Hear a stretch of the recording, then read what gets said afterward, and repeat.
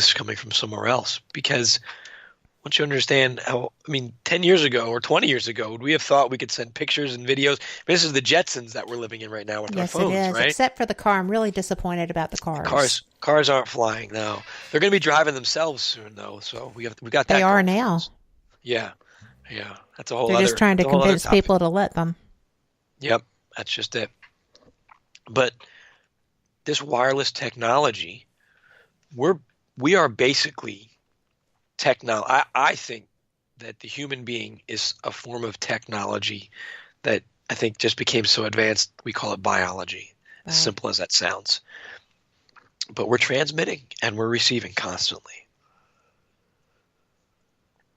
And it's not just empaths. No. It's everyone. Yep. Empaths are just more aware of it. But everyone is picking up on it. And again, now we're looking at this device that we carry everywhere with us is reading us. I can't say that our smartphones are reading our minds at this stage, but is it possible in the future? I'd say absolutely. I had some guests on my show this week with the crypto viewing, remote viewing team. I connected with a remote viewer by the name of Edward Reardon, and he did a session called Remote Viewing QAnon. And everybody's excited about Q and talking about Q, how there are these. Are you familiar with Q, Kat? I'm familiar with a bunch of different Q. Okay. I'm familiar with... I didn't know much about... Go ahead. I'm sorry. I didn't know much about Q. But the summarized version that I was given was that Q represents a faction within the government that is, the rebels fighting for us, basically. And they're working to bring about positive change, and they're tied into Trump somehow. And so Edward did this session. He did multiple sessions. And as a remote viewer, he goes in blind. He doesn't know what he's looking at. He's just given a set of numbers. And then those numbers by the tasker are assigned very specific targets that he's to go psychically look at. And remote viewing is a lot different than maybe doing a tarot card reading. Remote viewing has a set of protocols that they follow and a way of making sure that they're getting the most accurate data that they can. There's a documentary coming out called Third Eye Spies, I think in March. We have a remote viewer actually in our chat room right now. Oh, excellent. So they can probably speak on this better than I can. But this documentary is going to talk about the history of remote viewing and people like Russell Targ, who we're starting to see, in the independent media now a little bit more.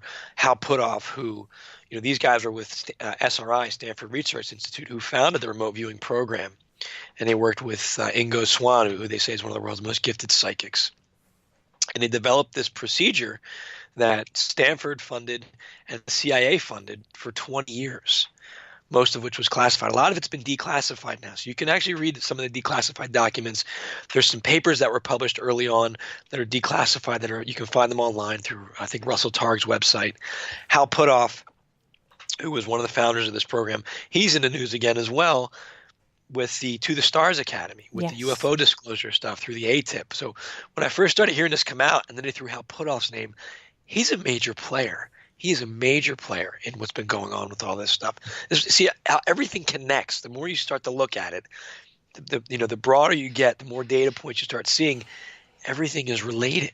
It's a fascinating subject to study. It's so big. I've lost where I was going with this, Kat, but I can keep going.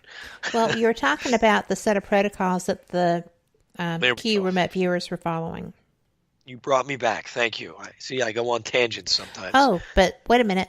We're going to have to take a break. We are less than half a minute away from this break, and this is important stuff, and it's probably going to take us through to the next one because there's so much. Yeah. I'm going to go ahead and just say that this is going to be a 3-minute break. This is pretty fun stuff. It's just stingers and advertisements. And that being said, we will be back in 3 minutes. And thank you so much for being here. We will be right back, and we will start going over this remote viewing with Q with Denniss Nappi. So Come on back.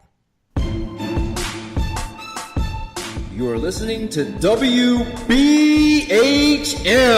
Digital Broadcasting, the best in paranormal talk only on Paranormal Experience Radio. Broadcasting live out of Birmingham, Alabama.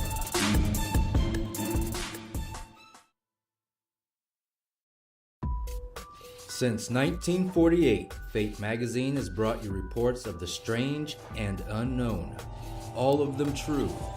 Fate Radio is carrying on that tradition, bringing you the unusual, macabre, strange, and bizarre.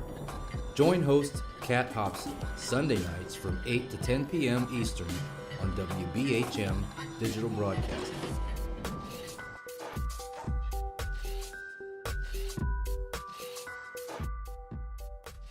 Son of a...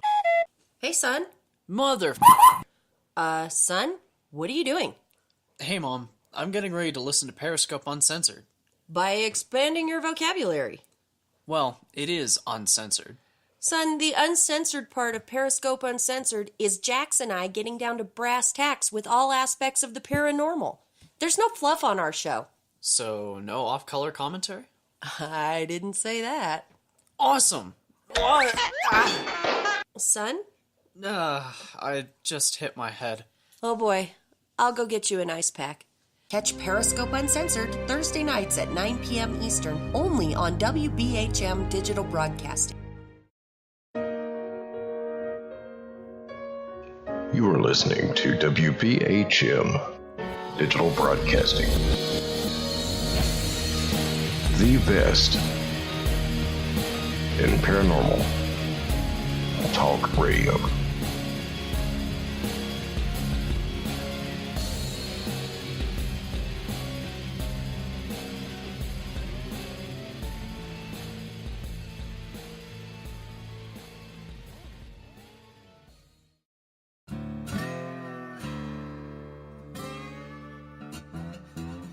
Oh, come on. I'm Southern, but... Nope. That'll do. Hello. I am Kat Hobson, host of Paranormal Experience here on WBHM Digital Broadcasting out of Birmingham, Alabama. I enjoy having guests from all areas of the paranormal, from ghosts to ufology to cryptids and beyond. You'll find some of the best researchers in their fields bringing you some great information. Join me on Wednesday nights from 8 to 10 p. Eastern here on WBHM Digital Broadcasting. Thank you for listening to WBHM Digital Broadcasting out of Birmingham, Alabama. The time is 23 minutes after the hour. Welcome back. Thank you for being with us. And if you were listening before the break, then you know that we were getting into some pretty interesting information. My guest, Denniss Nappi, was discussing Q and what they're trying to accomplish, the set of protocols that they have set up or reporting on setting up for remote viewing. And Denniss, please do go ahead with this. I'm fascinated. So thanks, Kat. I am picking up where I left off. Edward Reardon's a remote viewer, very, very talented remote viewer, and he shares his sessions online through his site, through his YouTube channel. And he was tasked to remote view QAnon, and what he ended up coming up with, I'll try to be brief with his data, but we have the whole interview up on the podcast archives. And he was seeing basically this secret organization that is working with the development of what seems like an AI. And the AI is connecting to satellites up in orbit. And somehow nanotechnology is involved. Now, there's a ton of conspiracy theories out there about nanotech, that it's in the food, that it's in the chemtrails. I don't know where it is, but we're starting to see more and more that nanotech does exist. It is out there. I saw a video not too long ago. It was a little documentary, how they have this little nanotech robot that'll take a sperm cell and drive it to an egg to fertilize an egg. I mean, that's how small this tech is now. So what That's he's seeing is, astounding. yeah, it's fascinating. And what he's seeing with this nanotech is that it's going to, I guess, impact our signal and our ability to receive it. So let me take a step back and look at what's going on with, Elon Musk. Now, Elon Musk is saying AI poses the greatest threat to mankind, that it's going to be, it's going to render us obsolete within the next, 2 to 30 years. And then there's Ray Kurzweil of Google, who's saying, well, within the next 20 years, we're going to be able to upload our minds to the cloud. We're going to be able to merge with AI. And Elon Musk is saying, well, yeah, the only way to beat AI is to join it. So he's creating the company Neuralink. And the goal of Neuralink is to merge the human mind with the computer so we can be as smart as AI. We can work with AI as like a symbiotic relationship is Musk's goal. So he's creating this merger. That scares me. Yes. That scares me very much, because coming back to the research that I've been doing, looking at our reality, looking at our consciousness, we're already vulnerable and we're already being manipulated, and some more than others. You look at targeted individuals, victims of MK Ultra. They talk about voices and sounds being beamed into your head. I just covered an article the other day where they have a laser now. They can beam it directly into your ear, so you're the only one that will hear whatever sounds they're shooting. And this was a regular mainstream non-conspiracy publication. This tech is out. So again, what is it they have that's classified? So we're already being influenced. We're already being manipulated. And now you want to create this all-knowing, all-powerful AI, and you're going to give it direct access to your brain by trying to merge with it.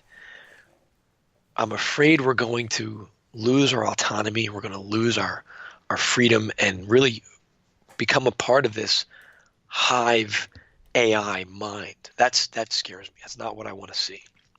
So, Well, it's not what I want to experience.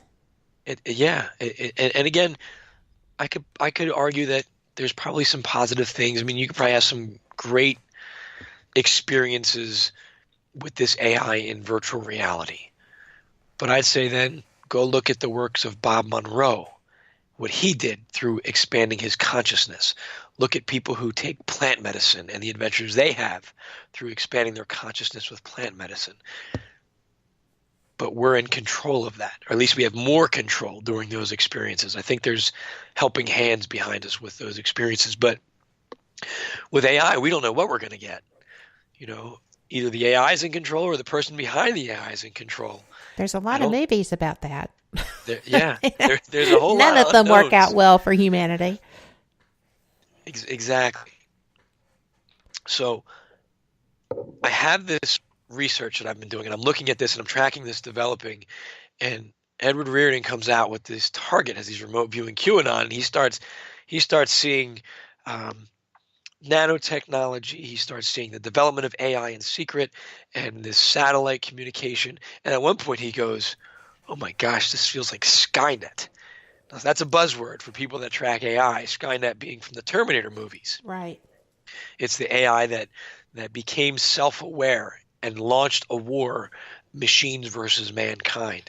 And it sounds crazy to say this may actually be playing out in front of us. But now you've got military, DARPA and the military are looking to create autonomous weapons, autonomous drones. We already have drone warfares that are operated by mankind, but they're looking to now merge the minds of pilots with these AI machines. They have swarm bots, which are, I know they did this fictitious video about these swarm robots. It was big, I guess, a year and a half ago. But they had these little drones about the size of locusts that they can deploy in gigantic numbers to overrun an enemy. They can self-repair. They operate there's not one single brain. It's a hive brain. They make decisions together, and they can administer lethal doses of poison and all this crazy stuff. I mean, these Skynet type of weapons are being created, and we're also creating the brain that could potentially be what Skynet is in that